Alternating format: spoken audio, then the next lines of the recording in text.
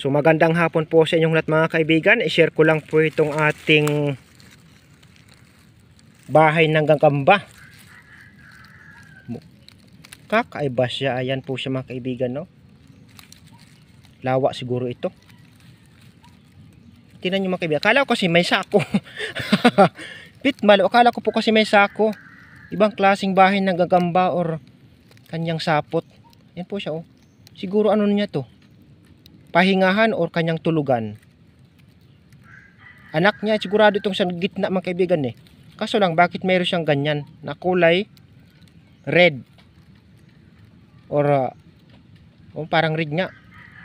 Yung kanyang taas. Daw tapaludo pala siya. Parang tapaludo ba? Ayan. Ayan po siya mga kaibigan. Ang kakaibang gagamba. Kanyang sapot to. May kulay red. Nakaikot din. Parang kinuverdose kanyang anak sa ilalim. Pitmalo. Ang kakaibang bahay ng gagamba or kanyang anak. Thank you so much mga kaibigan. Pangmalupitan.